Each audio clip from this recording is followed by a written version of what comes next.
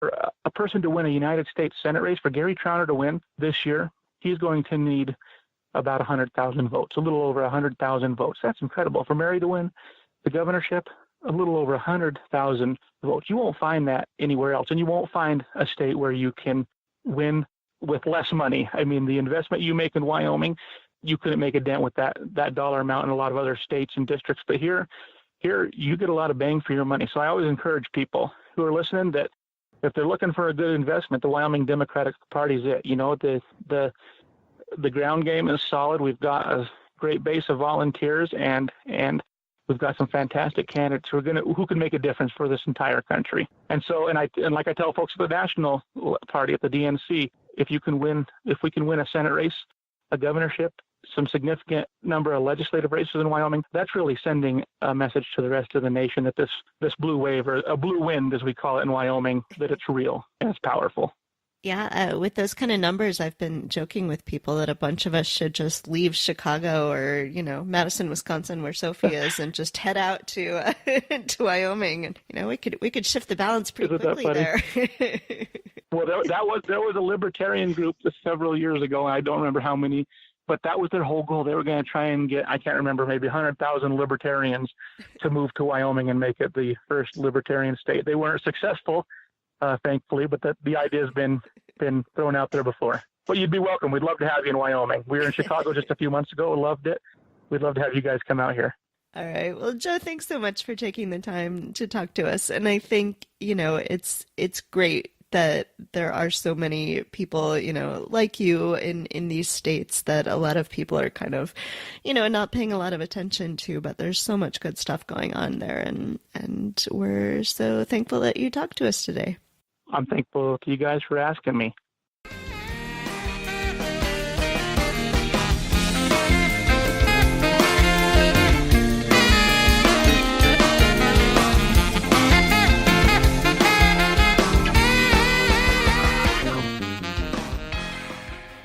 I'm thrilled in this segment to be joined by Mary Throne. Mary is running for Governor of Wyoming. Hi, Mary. Hello. Great to be here. Yeah, thanks for joining me. So can we start with just a little bit of background, your story, what you've been doing up till now, and why you decided to run for Governor of Wyoming? Well, I grew up in Wyoming on a cattle ranch on a place called Wild Horse Creek. And I left Wyoming to have some adventure, to go to college. I spent 2 years in Thailand as a volunteer in mission, came back to the States to go to law school, and eventually I was on the East Coast for about 8 years total, and eventually decided it was time to move west again. Went to work in Denver, and the tug of coming to Wyoming, back to Wyoming was too strong, and I moved back to Wyoming in 1992. Where in the first week I was here, I met my husband, and we have 3 children. I'm a natural resources energy attorney, primarily have represented energy companies and mineral companies for most of my career, helping them deal with environmental compliance.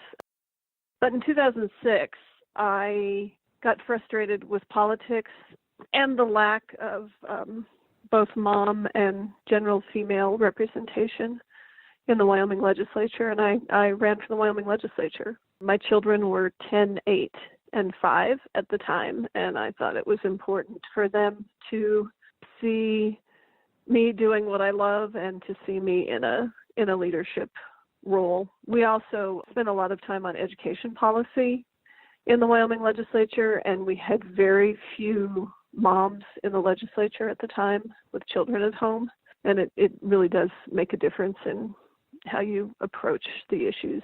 Towards the end of my time in the legislature, I noticed some disturbing trends.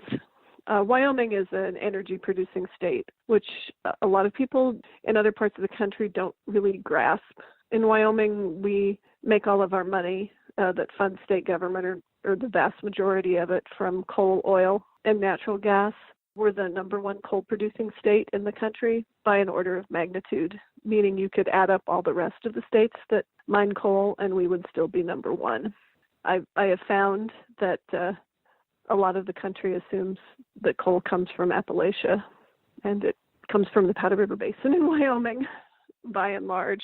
But those things go up and down, and we don't really have a way to fund basic services going forward in the state. We have a boom and bust economy, and we just recently went through a huge bust. And I feel like we need to change how we do things in Wyoming so we don't have that boom and bust.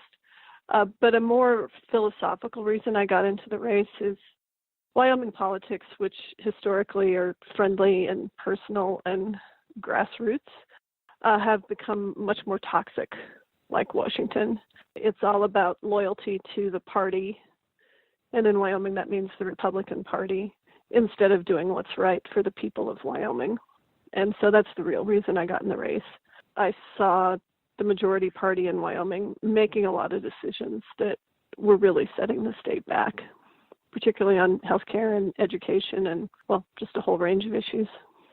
So as you're going around and talking to people, and I know I've seen some video and pictures on Facebook of you talking to constituents, knocking on doors, both what are you hearing in terms of issues that people are concerned with, but also how are you being received in general, in what we think of as a pretty red place in Wyoming? How are people sort of thinking about your campaign? Well, in Wyoming, we have a long history of electing Democratic governors. In spite being a predominantly Republican state. It's been 52 years since we elected back-to-back Republican governors. I was actually in first grade when that happened.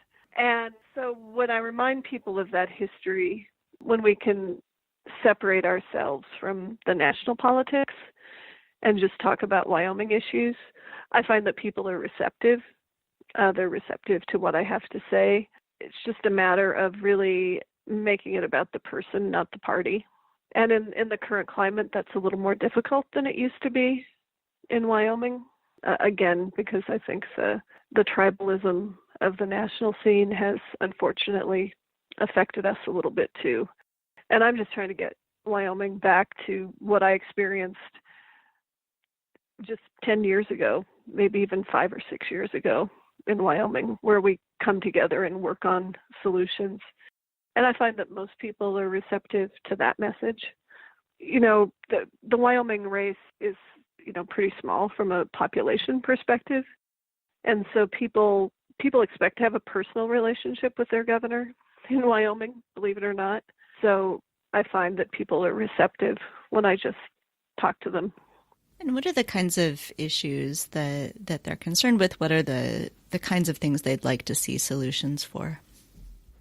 Well, there are probably a range of issues, but the big one in Wyoming is education funding. We have a strong constitutional right for every child to receive a quality education in Wyoming, no matter where they live. They can be in the smallest town in the furthest corner, or they can be in Cheyenne, but they're all supposed to have an equal opportunity to education. So that education is funded at the state level, and we have a system for doing that, but it's predominantly funded by the mineral industry. And so there's a real concern going forward about whether we can maintain that quality education. So I hear a lot from educators, because the legislature started attacking people in education last year, and really all that happened was the price of oil dropped. So there was a lot of talk about, test scores not being what they should, educators not doing their job. We spend all this money on them, they don't get the job done. So from educators, I hear that they're demoralized, that nobody's standing up for them. They're working really hard. The price of oil dropped. They didn't suddenly become incompetent. And also from young families. My youngest son is now 17, so, my kids all benefited from the money we were spending on education. But from young families, I hear that, they won't stay in Wyoming if we don't maintain our quality education system. And then, of course, healthcare is a huge concern. Healthcare in rural states is challenging, and Wyoming did not expand Medicaid, which is another reason I decided to run. It was the dumbest thing I ever saw the legislature do, because Medicaid expansion is critical to our rural hospitals. So you mentioned wanting to move the economy away from this boom and bust. Mm-hmm. What are some of the things you'd like to see the state do to strengthen the economy? What are some other ways that the state could be thinking about, businesses and getting funding into the state? I make a point of trying to be straightforward, and that means in Wyoming I have to talk about taxes, which, is like the death knell for politicians. But I'm trying to be honest with people. Because of how we're set up in Wyoming, we only tax coal, oil, and natural gas in any substantial way. So in order for the state to survive moving forward, we have to have a more sustainable tax structure. And so you really have to talk about that in addition to just bringing businesses in. Because if we bring new businesses in, like for example, if Wyoming were to get Google headquarters, just to, pick a familiar name, or some new Amazon thing, the state would still lose money over time because we don't tax things like that enough to generate revenue to pay for the education of their children, frankly. So we have to have sort of a global discussion and just completely upend how we talk about moving forward as a state. I still want Wyoming to be an energy state, but I want it to be an energy plus state. And we need to take advantages of all the opportunities we have across the state.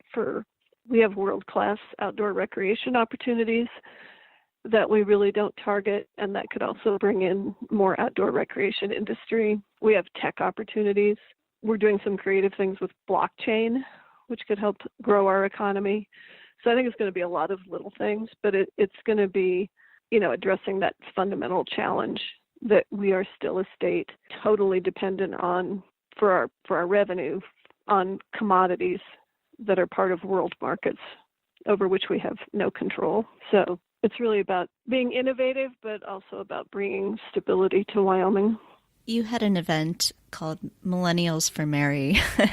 Can you talk a little bit about that and what the youth vote, the millennial vote means in Wyoming? Well, as part of dealing with sort of our structural economic issues, the current governor started this group called Endow, which is focused on sort of a 20-year plan of bringing a different approach to the Wyoming economy. And this group of millennials, or I just sort of think of them as people under 40, who just sort of spontaneously got involved, and they call themselves Engage. And I think listening to them and listening to millennials about what they want in their communities so that they will stay here, first of all, people need jobs. So we have to create more opportunities for jobs. And in Wyoming, we have the largest or second largest gender pay gap in the country, which means there aren't always opportunities for both people in a couple. And we have to work on that. But what I hear from the crowd, like the group we met with last night, is they want nice communities. They want open communities. They want us to be more open as a state to people, to all kinds of people, which actually does mean talking about like a non-discrimination law, for example. And they want more activity in their communities than we've, traditionally had in Wyoming. And again, that means investing in the communities, whether that's, parks or greenways or cultural activities, nightlife, a lot of things that we really haven't focused on in Wyoming, creating really livable communities, even in the smaller communities. And I'd say even for that crowd too, the crowd we had met with last night, there weren't a lot of parents there, but certainly we can't keep families here again without decent schools. You are part of a record number of women this year who have been nominated by Democrats around the country to be governor, and we'll be speaking with Laura Kelly in Kansas next week as well. Can you talk a little bit about what you think it means to have women in governor seats, especially in rural states and in states like Wyoming? Sure. In Wyoming, we had the first woman governor in the country, Nellie Taylor Ross. She was a Democrat. I'm hoping to follow in her footsteps. Her portrait is in my living room for inspiration, but it's been 95 years And maybe I can best answer your question by telling you a short story, because just last week, the gubernatorial candidates